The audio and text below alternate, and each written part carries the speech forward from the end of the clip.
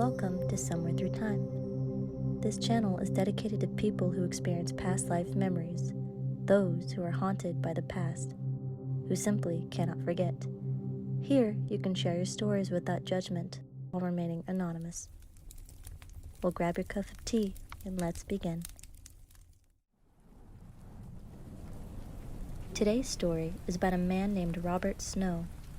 He didn't believe in reincarnation, but upon a dare, discovers more than he could have ever imagined. Robert Snow is a retired captain of the Indianapolis Metropolitan Police Department, who in his career was in charge of the Department of Homicide and Robbery and the Department of Organized Crime. He has written numerous books on police work. In addition, Captain Snow has written a book called Looking for Carol Beckwith, Portrait of a Past Life Detective. Bob's story begins at a party, where a police psychologist who had conducted past life regressions as a hobby was describing how she would guide clients into a relaxed state so that past life memories could emerge. Captain Snow thought that these so-called memories must be fabricated, that they were fantasies, and he told this to the regression therapist. A little agitated, the psychologist dared Captain Snow to have a past life regression himself. Snow said, "Sure, I'll do it," though he really had no intention of following through. The regression therapist, though, kept hounding Snow and even accused him of being scared. Eventually, and much to his shock, Captain Snow experienced powerful and very clear past life memories during the regression. Captain Snow has related that his perception of the past life events were more clear than waking consciousness. He recalled several different lifetimes, but the one that was most prominent was a portrait painter in what seemed to be the 19th century. Captain Snow remembered 30 specific details regarding the lifetime as an artist. One very clear memory involved him painting a portrait of a hunchback woman. Captain Snow vividly remembered this experience, of the paint strokes that were used to create the painting, and even of his questioning of why someone with a pronounced deformity would want a portrait. The regression had such a profound effect on Captain Snow that he became obsessed with trying to determine whether it was authentic. Captain Snow himself still did not believe in reincarnation, and operated under the assumption that he had learned about the portrait painter in the past through a book, in a school, or at a museum, and that the regression experience represented a forgotten memory that had resurfaced.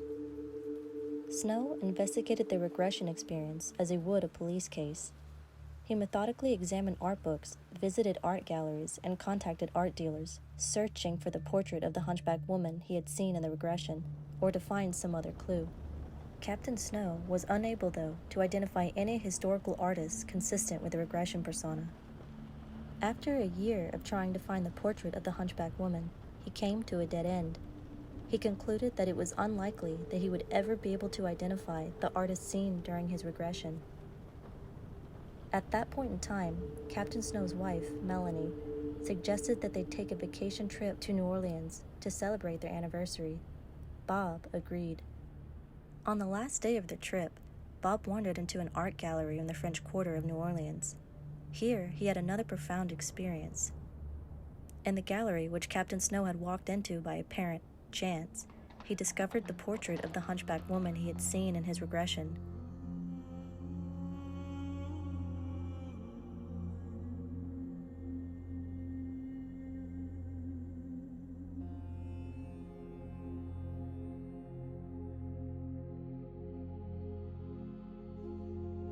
Captain Snow describes the scene. Whirling around, I stared open-mouthed at the portrait, reliving an experience I had had once when I grabbed onto a live wire without knowing it, the current freezing in my tracks as huge voltage surged up and down my arms and legs.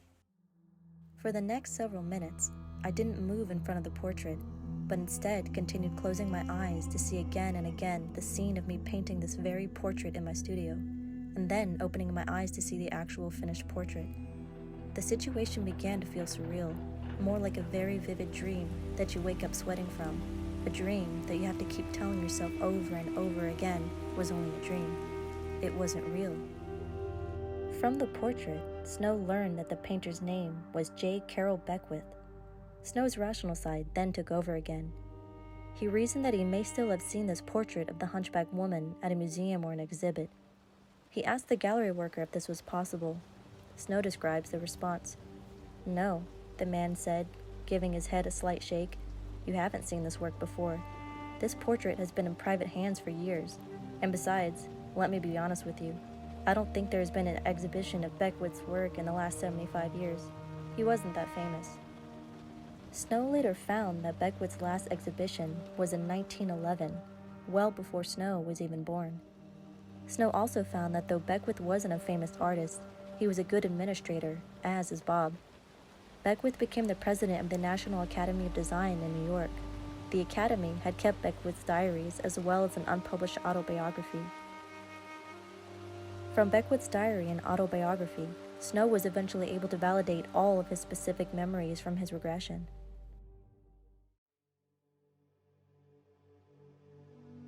Khalil Gibran once said, "A little while, a moment of rest upon the wind, and another woman shall bear me."